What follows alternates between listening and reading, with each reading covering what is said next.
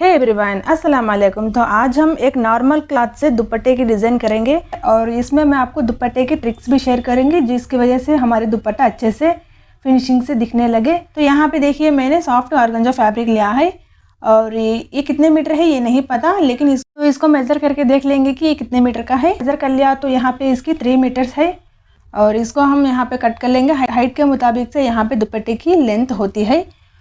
Extra remaining parts को यहाँ पे मैंने इंचेस में मेज़र किया और फिर इसके बाद यहाँ पे मैंने मार्क करके कट किया है। तो देख सकते हैं आपने यहाँ पे हमने इसकी लेंथ कम की।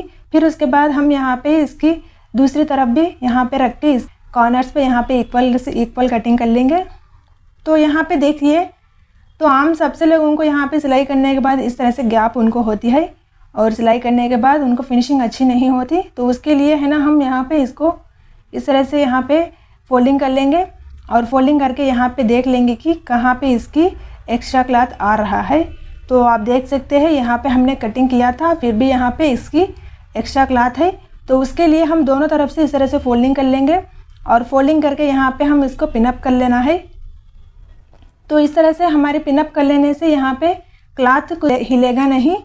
और फिर उसके बाद हम इसको देख सकते हैं यहाँ पे इक्वल से रख लेना है और यहाँ पे इसकी जितनी भी एक्स्ट्रा होगी उसको हम यहाँ पे कट कर लेंगे। और मैंने यहाँ पे इसकी 2.5 मीटर से थोड़ा एक्स्ट्रा रख लिया क्योंकि हमने कटिंग करने के बाद इसकी थोड़ा एक्स्ट्रा ज़्यादा हो जाती है। तो उसके लिए मैंने यहाँ पे इसको एक्स्ट्रा से क्लॉथ छोड़ दिया है। तो देखिए इस तरह से हमने फोल्डिंग करके देख लेना है। तो यहाँ पे इस तरह से फोल्डिंग करके देख लेंगे तो पूरा यहाँ पे इक्वल होना है। अगर इक्वल नहीं है तो आपको दुपट्टा यहाँ पे सिलाई करने के बाद भी इक्वल नहीं होगा। तो फिर उसके बाद हम इसके विड्थ को कम कर लेंगे। तो नॉर्मल से हम दुपट्टे को हम डिज़ाइन बनाना है तो नॉर्मली हमारे दुपट्टे की लेंथ हमने कम किया, फिर उसके बाद इसकी विड्थ कम कर लेंगे। और विड्थ यहाँ देख सकते हैं कि मैंने यहाँ पे एक फोल्ड दुपट्टा लिया है और उसकी मेज़रमेंट वाइज मैंने यहाँ पे रख के इसकी मेज़र किया। फिर उसके बाद इस दुपट्टे को हम इस तरह से फोल्डिंग कर लेंगे और फोल्डिंग करने के बाद यहाँ पे मुझे जितना भी इसकी एक्स्ट्रा आया है उसको हम यहाँ पे मार्क करके कट कर लेंगे। और आप यहाँ पे पूरा से मार्क करके कट कर ले ताकि कटिंग करने के बाद ऊंच नीच ना हो। तो देख सकते हैं मैंने यहाँ पे इसको कट किया और मुझे इसी तरह कट करना आदत है, तो मैंने इसी तरह यहाँ पे इसकी कटिंग किया है। यहाँ पे इसको पिन्स को निकाल लेंगे और इस तरह से ये देख सकते हैं हमने यहाँ पे 2.5 मीटर का इसकी लेंथ रख लिया और इसकी विड्थ हमने 1 मीटर 10 पॉइंट रख लिया है। तो इस तरह से हमने इसकी दुपट्टे की पूरी कटिंग कर ली है। तो देख सकते हैं हमारे यहाँ पे हमने इसकी विड्थ और लेंथ कट किया है। फिर उसके बाद हम इसको मेज़र करके देख लेंगे तो दोनों तरफ की विड्थ हमारे होगी 2.5 मीटर, मतलब दोनों तरफ मिला के यहाँ पे 5 मीटर होंगे और इसके साइड्स पे यहाँ पे 1 मीटर 10 पॉइंट यानी कि 2 मीटर 20 पॉइंट होंगे। तो यहाँ पे टोटल मिला के देखेंगे तो यहाँ पे 7 मीटर 20 पॉइंट होंगे। तो इतना हमें यहाँ पे कट करके दूसरी क्लॉथ को ऐड करना है। तो यहाँ पे देखिए मैंने शाइनिंग क्लॉथ लिया है और सेम इसी कलर में क्रेप फैब्रिक है ये। तो इसमें हम यहाँ पे कट कर लेंगे। मेरे पास 2 मीटर और 1 मीटर का क्लॉथ है तो उसमें हम 2 मीटर की क्लॉथ में यहाँ पे कट कर लेंगे क्योंकि हमने 1 मीटर की क्लॉथ में कटिंग किया तो हमारे यहाँ पे दुपट्टे पे जॉइंट्स ज़्यादा होंगे। तो उसके लिए यहाँ पे मैं 2 मीटर की क्लॉथ में इसकी क्लॉथ यहाँ पे कट कर लूँगी।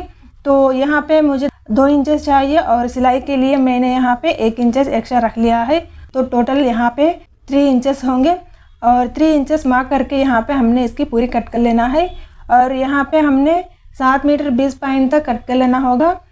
तो देखिए यहाँ पे मैंने इसकी कटिंग कर ली और अब हम इसको दुपट्टे के ऊपर इस तरह से सिलाई कर लेना है। पहले तो चलिए हम इसको मशीन के ऊपर सिलाई कर लेंगे। सबसे पहले हम इसकी स्ट्रिप्स को इस तरह से जॉइन कर लेंगे, फिर उसके बाद हम दुपट्टे को इसके ऊपर रख ले सिलाई कर लेना है।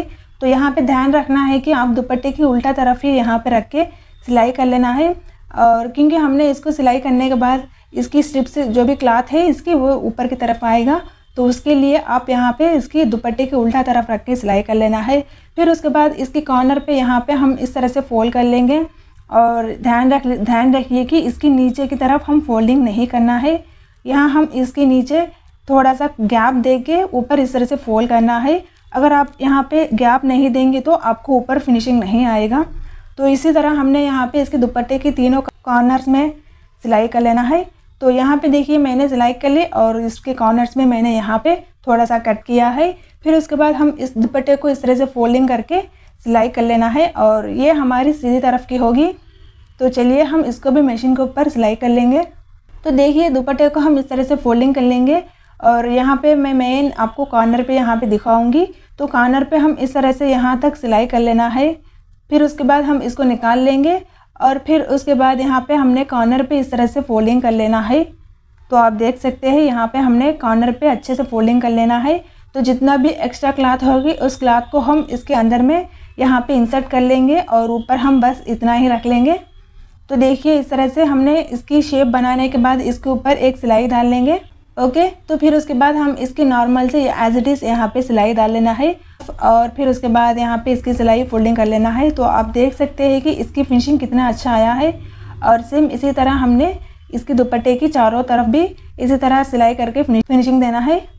और यहाँ पे हमने सिलाई करते वक्त इसको एक तरफ सिलाई करके भी यहाँ पे इस साइड में इस तरफ यहाँ पे हम फोल्डिंग करके सिलाई कर सकते हैं, लेकिन मैंने यहाँ पे स्किप किया और उसको हम बाद में सिलाई कर लेंगे। तो गाइस देखिए यहाँ पे हमने दुपट्टे की सिलाई करके और यहाँ पे मैंने आयरन भी कर लिया है और आप देख सकते हैं यहाँ पे हमारे कॉर्नर्स कितने अच्छा आया है। तो फिर उसके बाद हम इसके साइड्स में यहाँ पे इस एक और सिलाई डाल लेंगे और ये हमने फिनिशिंग के लिए सिलाई डाल लेंगे। ओके, तो इसी तरह हमने यहाँ पे इसके दुपट्टे की टोटल यहाँ पे सिलाई डाल लेना है। और यहाँ पे सिलाई डालते वक्त आप इस तरह से दुपट्टे को थोड़ा टाइट से खींच के यहाँ पे सिलाई डाल लें, क्योंकि अगर हमने इसी तरह यहाँ पे सिलाई डाल लिया तो हमारी फिनिशिंग अच्छी होगी। और लेकिन हमने इस तरह से नहीं डाला तो लूज से यहाँ पे हमारे यहाँ पे फ्रिल्स की तरह अच्छा नहीं फोल्डिंग की तरह दिखेगा। तो देखिए यहाँ पे हमने इसकी सिलाई कर ली। तो यहाँ पे आप देख सकते हैं इसकी कितना अच्छा आया है ये। तो देखिए गाइस इस तरह से हमारे दुपट्टा कंप्लीट हो गए हैं। तो अब हम इसको एम्बेलिश करेंगे। तो यहाँ पे मैंने एक टाइप का स्टोन्स लिया है और साथ ही यहाँ पे मैंने B7000 ग्लू लिया है। तो इसको हम यहाँ पे चाक से मार्क करके और इसी निशान के ऊपर हम ग्लू को ऐड करके स्टोन्स को अटैच करेंगे। और इस डिज़ाइन हमने इंस्टाग्राम पे इसके ज़्यादा देख लिया है, तो मैंने सोचा कि इसको हम तो यहाँ पे मैं बहुत ही आसानी तरीके से आपको दिखाऊंगी। यहाँ पे चिपकाएंगे तो ग्लू को हम यहाँ पे ऐड करके यहाँ पे स्टोन्स को इस तरह से अटैच करते जाएंगे। तो फिर उसके बाद ग्लू को ऐड करने के बाद ही यहाँ पे हम दुपट्टे को निकाल लेंगे, क्योंकि अगर नहीं निकालेंगे तो ये थोड़ा ज़्यादा चिपक जाएगा। तो देखिए गाइस इस तरह से मैंने दुपट्टे को हाफ ऑफ द डिज़ाइन तक यहाँ पे कंप्लीट कर लिया है और जो इसकी रिमेनिंग पार्ट है उसको हम इसी तरह यहाँ पे चिपका लेना है। तो गाइस देखिए यहाँ पे मैंने इसके टोटल पार्ट को यहाँ पे मैंने कंप्लीट कर लिया है। तो इसी तरह हमने एक दुपट्टे की डिज़ाइन आसानी से बना सकते हैं। तो गाइस आपको वीडियो अच्छी लगी तो वीडियो को लाइक और शेयर करें और मेरे चैनल को सब्सक्राइब करें।